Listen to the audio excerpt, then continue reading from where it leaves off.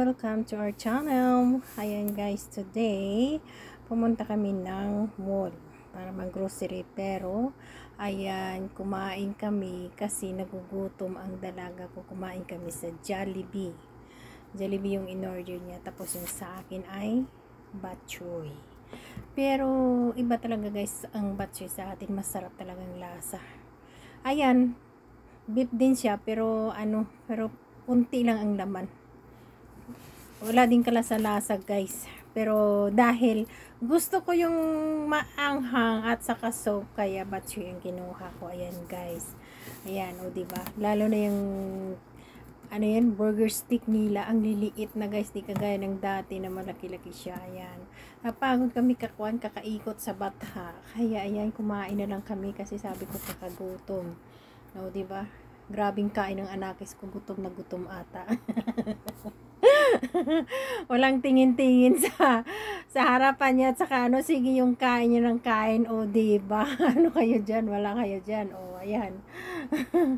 Sige yung kain niya ng kain, ako naman kain ng ng bok choy, pero na ata yan na yung dila ko dyan sa sobrang init ng bok choy dahil sa nagutom ako. Dahil sa sobrang init guys, ayan, parang ang panahon kasi guys, sa sobrang init, hindi naman nagutom kundi sa sobrang init guys. Ayan, parang gutom na gutom ka talaga. Dahil ang mga aircon naman sa guys, hindi masyado hindi masyado malakas, kaya ayan, parang hingal-hingal na sobrang pagod mo ba sa init. Kaya ayan, nag-akyat na lang kami sa taas sa food court at saka kumain. Hindi naman kumain yung anak ko ng soft, kasi yung in-order niya burger stick sa Jollibee. Tapos ang rice nila sa Jollibee ang liit-liit na, parang sabi ko nga sana kung nagsisi tayong dalawa, dahil palagi kami kumakain dalawa doon sa sa Mang Inasal. Kasi doon may soup ka pa, libre, only rice pa. Pero andyan parang nasayangan kaming dalawa dyan kumain.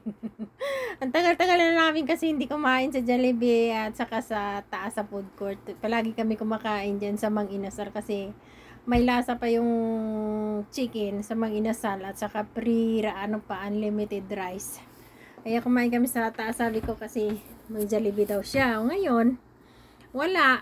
Yan ang niyang burger stick niyang liit-liit. Yan. Kasi nang grocery kami, wala kaming grocery sa bahay kasi ninyaya ko na mang-grocery kami konti. Tapos kami ikot, ayan. Kain muna kami, o diba, charaw, ayan. O sige, lamon ng lamon dyan si Hasmin. Walang pakialam kahit mainit ang soft na na ako dyan napaso sa sa kakainit ng soft na yan, o diba. O yung dalaga ko, sige kain lang ng kain, o diba, kayo dyan. Yan, sabi ko parang hilaw pa ata yung yung Mickey nilang nilagay. Ang init-init ng ng soft, pero hindi naluto yung Mickey nila. Pero sabi ko, isip-isip ko lang, sige na lang, kainin ko na lang kasi sayang. 20 real pa naman yan. Diba 20 real to? Ayan, o diba? Nag-aantay kasi yan ng isang order niya na tawag nun? French fries na with the nugget stick ata yung tawag nun. Kaya yan, nag-aantay siya, tapos siya kakain, pero nag-aantay ng nag-aantay ng price niya. Na ako naman, sige yung lamon ko dyan kasi nagugutom din ako, ikakaikot. Kunti na yung pinang-grocery namin kasi budget lang. Yan, sa sobrang budget naming dalawa, ayan, nasa taas kami. Walang kalasa-lasa yung kulang ata yung pagkain ng anak ko dyan, kasi yung burger stick nila parang na lang kaliit, yung palad ng bata. Hindi kagaya ng dati na malaki yung burger stick nila, ngayon ang liit-liit ng burger stick nila. Kaya yan.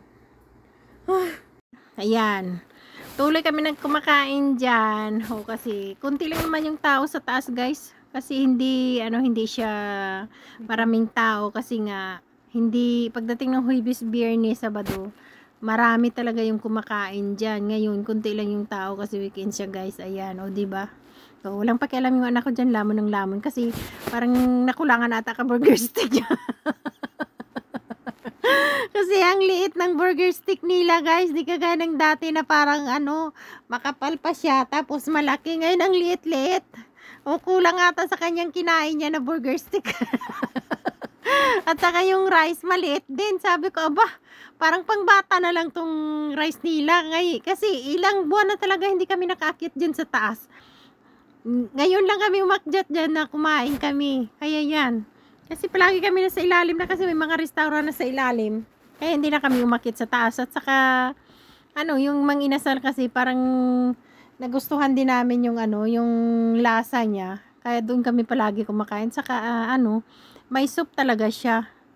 Ayan. At saka, Andy rice pa. O, diba? Ngayon, kaya natulala kaming dalawa nung kinuha na namin yung order namin. Sabi ko, ganito bang rice ngayon sa Jollibee? Ang liit-liit na ng rice. Pero okay lang yun kasi nakakain din kami, guys.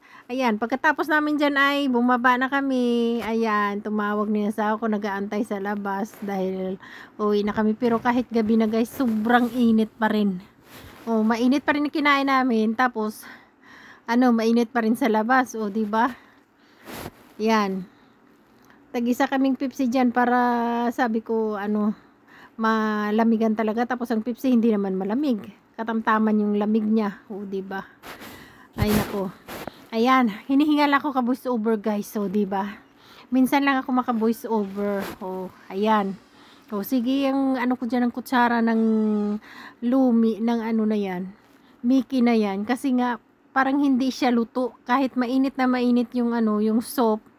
Hilaw pa rin, di kagaya sa atin talaga, ang sarap talaga ng batsoy sa atin kahit sang kilig ka. Ang dami niyang ang daming mga ingredient niya na nakakuan dyan. Pero ayan, wala, lang siya, slice lang ng itlog, saka kunting beef, at saka ilang piraso lang na chicharon. Yan lang. Kahit kahit sibuyas dahon wala. Wala ring tawag nito.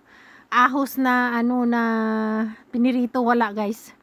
Kaya walang kalasalasa yung nila, walang kalasalasa yung batsoy nila. Pero sabi ko okay na to para makaraos sa tiyan. Kasi alam pa naman namin iiwan. Kasi naka-order na kami. Todo bigay kain na lang ako, di ba? Kunwari masarap. Ayan, tingnan nyo sa paligid, guys, konti lang yung tao. Kasi nga, weekend kasi walang ayan, yan na dumating na yung order niya. O, ayan. Tapos yung in-order niya, akala niya daw malaki, yun pala, maliit din. Iwan ko yung mga restaurant sa taas, sa food court. Parang, na lang sila ng yung parang pira-pira na lang, ang liliit ng mga nila, ng mga serve nila, ng mga Ang kinuha kasi ng anak ko dyan, medium, bakit sabi kong liit-liit, tapos parang wala namang lasa. Yung nila, kulang sa sauce. Save sila sa sauce. Sa taas lang, kunti lang yung sauce niya. Kaya sabi ko hindi naman masarap. Ayan, tuloy. Pero inubos namin kasi wala namang choice kundi in order, di kainin na lang. Pero sabi ko sana ko sa sunod, hindi na tayo kakain dito sa food court sa taas. Parang naman na kakain ka, yung parang binibigay mo lang yung pira mo. Hindi naman kasi pinupulot yung pira, guys, diba? O kaya sabi ko susunod din na tayo kakain. Parang nasayangan kami kapira namin na yung order namin wala din kalasa-lasa kahit onion na pinirito wala, kahit sibuyas dahon wala, yun lang. Pero yun, kinain din dahil nagutom, o diba? Wala ding choice.